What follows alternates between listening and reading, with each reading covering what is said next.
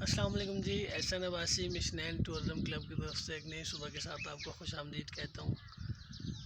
सुबह सुबह सबसे पहले मौसम की सूरत हाल आपको बताता चलूँ कि 2 दिन बेहतरीन धूप के बाद आज फिर से बादलों का बसेरा है और आने वाले 2-3 दिनों के लिए बारिश का इम्कान है।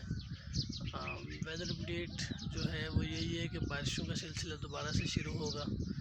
फजर की नमाज़ पढ़ने के बाद जब मस्जिद से बाहर निकलते हैं हम, सुबह सुबह ये सूरत हाल होती है कि ठंडी ठंडी हवा चल रही होती है, परिंदों के चहचहानों की आवाज़, चहचहाने की आवाज़ ज़रूर आपके कानों में पड़ रही होगी।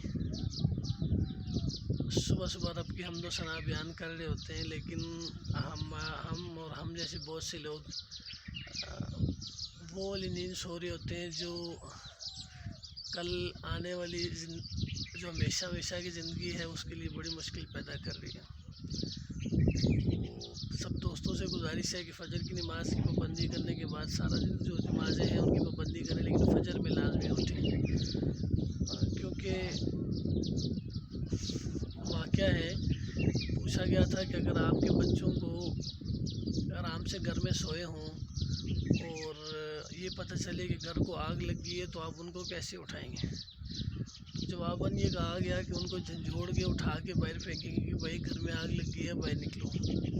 तो ऐसे ही जब हम लाड प्यार में खुद नहीं उठते, घर वालों को नहीं उठाते, बच्चों को नहीं उठाते फ़जर में, तो जहन्नुम की आग हमारे बिस्तर के नीचे जल रही होती है, जो कि हमारे लिए काबिल तशवीश है।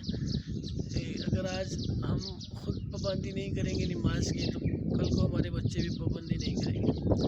इसलिए सब दोस्तों से गुजारिश है कि नमाज की पाबंदी करें और बंदे नशे इसको दुआ में ज़रूर याद रखें। मिशनैन टूरिज़म क्लब का चैनल यूट्यूब पर सब्सक्राइब करें, फेसबुक पे लाइक एंड शेयर करें और दुआ में याद रखें। और मज़ीद अपडेट